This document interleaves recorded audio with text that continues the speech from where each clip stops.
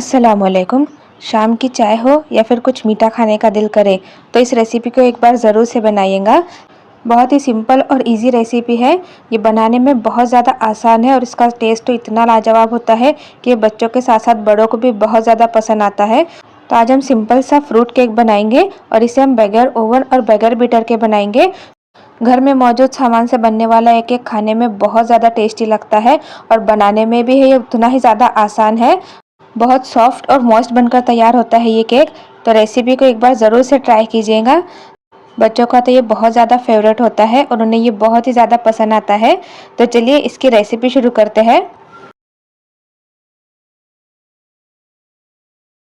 सबसे पहले यहाँ पर हमने पतीले को प्रीहीट होने के लिए रखना है और इसमें हमने नमक शामिल कर देना है। तो यहाँ पर हमने इस नमक का इस्तेमाल पहले भी 2 से 3 दफ़ा किया है, इसलिए इसका कलर ऐसा दिखाई दे रहा है। और अब नमक को हमने अच्छी तरह से फैला देना है इसमें। यहाँ पर हम इसमें इस तरह का स्टैंड इस्तेमाल कर रहे हैं। अगर आपके पास ये अवेलेबल ना हो तो आप इस तरह की स्टील की कटोरी का भी इस्तेमाल कर सकते हो। तो चलिए अब हम नेक्स्ट स्टेप देख लेते हैं। तो यहाँ पर हमने इस तरह का एक केक का मोल्ड लिया है। इसे हमने ऑयल से अच्छी तरह से ग्रीस कर लेना है। यहाँ पर आप घी का भी इस्तेमाल कर सकते हो और यहाँ पर आपने स्क्वायर या राउंड शेप, जिस शेप में केक बनाना है उस शेप का मोल्ड ले सकते हो। तो हमने इसे अच्छी तरह से ग्रीस कर लिया है। अब यहाँ पर हमने एक जूसर ब्लेंडर लेना है। ये हर घर में मौजूद होता है। इसमें हमने हाफ कप के बराबर चीनी ऐड करनी है और साथ ही हमने इसमें हाफ कप के करीब ऑयल ऐड करना है। अब ऑयल की जगह पर घी का भी इस्तेमाल कर सकते हो या फिर अनसॉल्टेड बटर का भी इस्तेमाल कर सकते हो और इन्हें हमने अच्छी तरह से ब्लेंड कर लेना है। तो देखिए इन चीज़ों को हमने अच्छी तरह से ब्लेंड कर लिया है।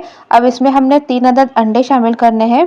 यहाँ पर हमने अंडे रूम टेम्परेचर पर लेने हैं और इसे हमने 3 से 4 मिनट के लिए अच्छी तरह से बीट करना है। और अंडों की स्मेल खत्म करने के लिए हम इसमें 3 से 4 ड्रॉप वेनिला एसेंस के ऐड करेंगे। तो सभी चीज़ों को हमने अच्छी तरह से बीट कर लिया है। अब इन्हें हम एक बोल में निकाल लेते हैं। या हमने सभी बैटर को अच्छी तरह से बोल में निकालना है। तो देखिए यहाँ पर हमने सभी बैटर को निकाल लिया है बोल में। अब हम इसके ड्राई इंग्रेडिएंट देख लेते हैं। तो यहाँ पर हमने सबसे पहले इस पर एक चलनी रखनी है और यहाँ पर हमने 1 कप के बराबर मैदा लिया है। तो आधा मैदा हम इसमें अभी ऐड कर देते हैं और साथ ही हमने इसमें 1 चम्मच के बराबर बेकिंग पाउडर ऐड करना है और आधी चम्मच हम इसमें बेकिंग सोडा ऐड करेंगे और इन चीज़ों को हमने अच्छी तरह से छान लेना है।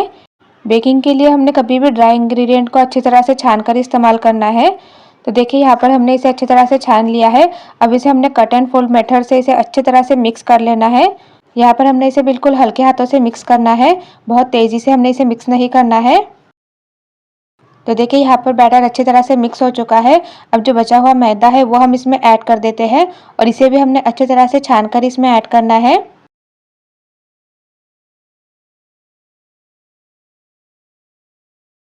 यहाँ पर हमने मैदे को भी अच्छी तरह से छान लिया है। अब इसे भी हमने अच्छी तरह से इसमें मिक्स कर लेना है। बहुत हल्के हाथों से हमने इसे मिक्स करना है। तो देखिए हमारा बैटर अच्छी तरह से मिक्स हो गया है, लेकिन ये अभी थिक कंसिस्टेंसी में है। तो यहाँ पर हमने 1/3 कप के बराबर दूध लिया है। इसे हमने रूम टेम्परेचर पर लेना है और इसे हमने थोड़ा थोड़ा कर कर ऐड करना है। इसमें जितने दूध की ज़रूरत होगी हमें इसमें उतना ही दूध ऐड करना है और इसे हमने अच्छी तरह से पहले मिक्स कर लेना है। तो देखिए यहाँ पर हमने चीज़ों को अच्छी तरह से मिक्स कर लिया है और यहाँ पर हमारा इतना दूध बच गया है। तो देखिए हमारे बैटर की कंसिस्टेंसी बिल्कुल इस तरह की होनी चाहिए, ना ही बहुत ज़्यादा थिक और ना ही बहुत ज़्यादा लिक्विडी। तो अब हमने रेडी किए हुए बैटर को हम केक के मोल्ड में ऐड कर देते हैं। यहाँ पर हमने सभी बैटर को इसमें अच्छी तरह से ऐड कर लेना है।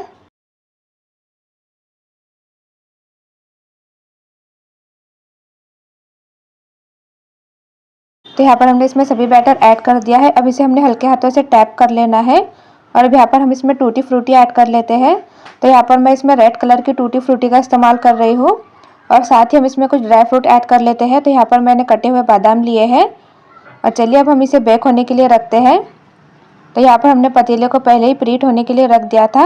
अब हमने इसमें ध्यान से बिल्कुल केक के मोल्ड को रखना है और इसे कवर करके हमने 40 से 45 मिनट के लिए स्लो फ्लेम पर बेक होने देना है। तो देखिए इसे पकते हुए 45 मिनट हो चुके हैं। अब हम इसे एक बार चेक कर लेते हैं। तो यहाँ हम इसे इस नाइफ़ की मदद से चेक कर लेते हैं। तो देखिए हमारी नाइफ़ बिल्कुल क्लीन आई है। तो हमारा केक बिल्कुल रेडी है। आप इसे टूथ स्टिक की मदद से भी चेक कर सकते हो। तब हम इसे निकाल लेते हैं और इसे हम ठंडा होने रख देते हैं।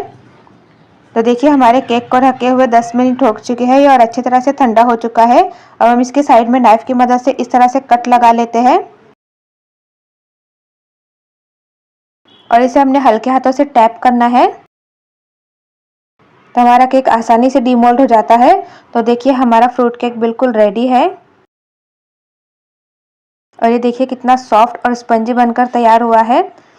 अब हम इसे कट कर लेते हैं।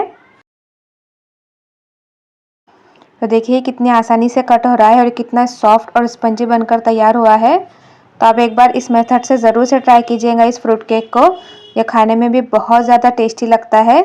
रेसिपी अगर पसंद आए तो प्लीज़ इसे लाइक कीजिए, शेयर कीजिए, कमेंट कीजिए और इस तरह की मज़ेदार रेसिपी देखने के लिए चैनल को ज़रूर से सब्सक्राइब कीजिए। Thanks for watching.